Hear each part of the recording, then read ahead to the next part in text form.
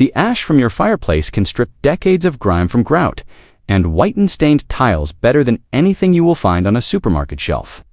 This is not a trick, and it is not new. It is the exact method that kept English kitchen floors and scullery tiles pale and spotless for generations, long before anyone had heard of a plastic bottle of bleach. I grew up in the Yorkshire Dales, in a stone farmhouse with a coal range and a flagged kitchen floor that my grandmother scrubbed every single week of her life. My grandfather kept the ash pail by the hearth the way other men kept their tools, because to him it was a tool. He taught me how to judge good ash from poor ash, how to turn it into a cleaning liquor, and how to use that liquor on stone, on tile, and on the grout between them. These were not stories he told me for fun. They were instructions, given the way a father gives a son something he is expected to actually use. I watched this method work on floors that had seen 50 years of boots, coal dust, and spilled milk, and I watched it bring the pale stone back every time. I am sharing it now because very few people left alive still know how to do this properly, and that knowledge should not disappear with my generation. Somewhere along the way, this was replaced. Household cleaning became something you bought in a bottle rather than something you made in your own kitchen, and the companies selling those bottles had no reason at all to remind you that your own fireplace could do the job for free. A product that costs nothing to make is not a product anyone can sell, so the knowledge of how to make it quietly stopped being passed down. That is the whole story, really. There is no great conspiracy in it, just a simple shift in what was convenient to sell versus what was convenient to know. Now, what you are about to hear is not a theory. This method was tested across hundreds of English winters by women and men who had no other choice but to make their own cleaning liquors, because there was nothing else on the shelf to buy. And it worked well enough that entire households depended on it for a century or more. It still works exactly the same way today, because the chemistry inside a piece of burnt oak has not changed one bit since your great-grandmother's time. The first thing you need to understand is which ash actually works, because not all ash is equal. Hardwood ash, from oak ash, beech, or applewood, carries a far higher concentration of potassium salts than softwood ash from pine or fir. My grandfather would not let a scrap of pine ash near the cleaning pail because he said it was thin, weak, and barely worth the bother. If you burn seasoned hardwood in your fireplace or wood stove, you already have exactly what you need sitting in the grate right now. And there is no reason to throw it away with the rest of the household rubbish. Let the ash cool completely before you touch it, ideally for a full day, because warm ash can still hold hidden embers even when it looks gray and dead on the surface. Once it is properly cold, sift it through an old kitchen sieve or a piece of muslin cloth to remove the larger chunks of charcoal and unburnt wood, keeping only the fine gray powder underneath. That fine powder is where the real strength lives, and it is the part that turns water into something powerful. But that is only the first step, and the second part is where the real transformation happens. To make what our ancestors called lye water, you take that sifted ash and place it into a bucket, filling it roughly 1/3 full with ash before adding water on top. Rainwater was always preferred over tap water in the old days, partly because it was free, and partly because it lacked the minerals that could interfere with the reaction. Though ordinary tap water will still work perfectly well if that is what you have, stir the mixture thoroughly, then leave it to sit for at least 24 hours. And some households in the Dales left theirs for as long as 3 full days during the coldest months, when everything simply worked more slowly. During that resting period, the water draws the potassium salts out of the ash and becomes what is properly called a weak lye solution, mildly alkaline and strong enough to cut through grease, soot, and mineral deposits, but nowhere near as harsh as the industrial lye sold for making soap. You will notice the water begin to change color, turning a pale amber or straw shade, and that color change is your visible sign that the liquor is ready to use. Strain the liquid through a cloth into a second clean container, pressing gently on the ash to release as much of the liquid as you can, and discard the spent ash afterward, since it has given up what it had to give. Keep watching, because the next part is where most people expect this to be complicated, and it genuinely is not. Before you touch a single tile, you need to prepare the surface properly. And this step is the one most people skip, to their own disappointment later. Sweep the floor thoroughly, then go over it with a dry cloth to lift any loose dust or grit. because grinding grit into wet grout with a scrubbing brush will scratch the surface rather than clean it.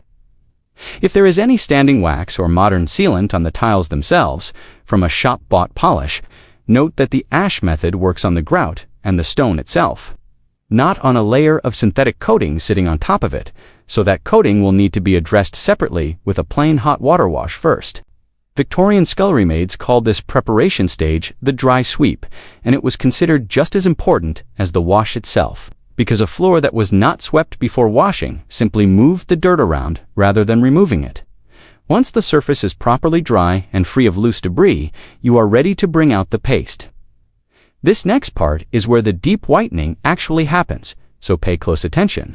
To make the ash paste, take a portion of your unstrained, thicker ash sediment, the part that settles at the bottom of the bucket, and mix it with just enough of the lye water to form a texture similar to wet sand, not runny, not stiff, somewhere comfortably in between. Some households in the north added a small amount of fine sand or crushed chalk to this paste for extra scrubbing texture on particularly stubborn grout lines, though the ash alone is usually strong enough on its own. Using an old rag, a stiff natural bristle brush, or even a worn toothbrush for narrow grout lines. Work this paste directly into the stained grout, pressing it into the porous surface rather than simply wiping it across the top. Grout is far more absorbent than the tile itself, which is exactly why it stains so much faster. And it is exactly why this paste needs to sit rather than be applied and immediately wiped away. Leave the paste in place for a minimum of 30 minutes on lightly soiled grout, and up to 2 full hours on grout that has years of built-up grime, coal dust, or old grease trapped inside it. My grandmother would apply hers in the morning before the milking was done and come back to it once the animals were seen to, letting the house itself do the waiting for her while she carried on with the rest of her day. But that is still not the most important part, and what comes next is the step that decides whether this actually works or simply looks like it might. The scrubbing itself must be done while the paste is still slightly damp, never once it has dried completely hard, because a fully dried paste becomes difficult to work into the stone and loses much of its cutting power, using a firm circular motion with your brush. Work along each grout line individually, rather than scrubbing broad, sweeping strokes across the whole floor at once. This attention to individual lines is tedious. There is no way around that, honestly. But it is exactly why this method restores grout that has been gray or blackened for years, where a quick mop with a shop-bought cleaner barely touches the surface. For particularly stubborn sections, a second thin layer of paste can be applied directly on top of the first without removing it. Then worked in with the same circular motion for another few minutes. Rinse the area with clean, warm water as you go, section by section, rather than waiting until the entire floor has been treated, because leaving the alkaline paste to dry hard on the surface for too long can leave a faint white residue behind that then needs its own rinse to remove. A simple cotton mop or a clean rag is enough for this rinsing step. No special equipment required, just clean water and a bit of patience. Once rinsed, you will already begin to notice the difference, particularly along grout lines that have not seen their true color in years. Now here is something most people are genuinely surprised by when they try this for the first time. The whitening effect is not immediate in the way a bleach product promises on the label, and it is not meant to be, because this is a gentle chemical action rather than a harsh one. What you will find instead is that the grout lightens with each treatment, and repeated weekly use over a month brings results that a single application of shop-bought bleach simply cannot match, because bleach sits on the surface while this alkaline solution actually breaks down the mineral and grease bonds sitting inside the porous grout itself. During wartime rationing, when household cleaning products were scarce or simply unavailable, this slow but thorough approach was not a preference. It was the only option most families had, and their floors still looked presentable for the neighbors, the vicar, and anyone else who happened to call.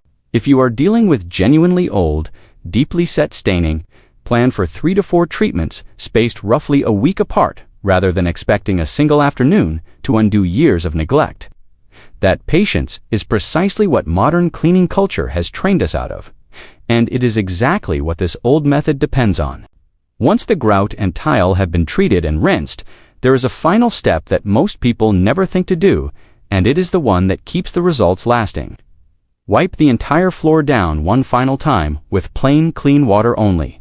No soap, no additional cleaner of any kind to lift away any last trace of the ash residue sitting on the surface.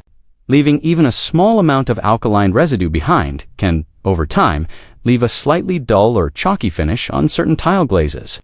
So this final neutral rinse is not optional. It is part of finishing the job properly. Allow the floor to air dry naturally rather than covering it immediately with rugs or furniture, giving the stone and grout time to fully release whatever moisture remains inside the porous surface. My grandfather always said a floor should be allowed to breathe after a proper wash, the same as anything else that has just been worked hard. Now, for keeping your tiles and grout looking this way going forward, there is a maintenance habit worth adopting, and it takes only a few minutes each week. Keep a small jar of your strained lye water, the thinner liquid rather than the thick paste, stored in a cool cupboard, and use it diluted with a little extra warm water as a simple weekly floor wash. This regular light treatment prevents the deep staining from building up in the first place, meaning you may never need the full paste treatment again once your grout has been properly restored the first time. It is a small habit, but it is exactly the kind of small habit that kept English homes looking cared for on almost no household budget at all.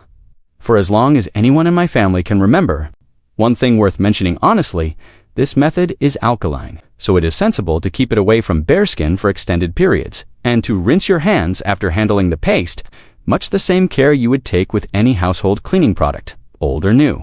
Beyond that simple courtesy to your own hands, there is nothing complicated or dangerous about it. It is simply concentrated wood, ash, and water, exactly as it has always been. When I think about why this particular method matters to me, it is not really about the tiles at all. It is about the fact that my grandmother never once felt helpless in her own kitchen because she knew how to make what she needed out of what was already sitting in the grate. That kind of quiet independence has become rare. Not because people are less capable than they used to be, but because so few of us were ever shown how simple some of these old solutions actually are. There is something steadying about scrubbing your own floor with your own hands, using something that cost you nothing and came from your own hearth, rather than reaching for another plastic bottle with a brand name on the front. I am not asking anyone to abandon modern life.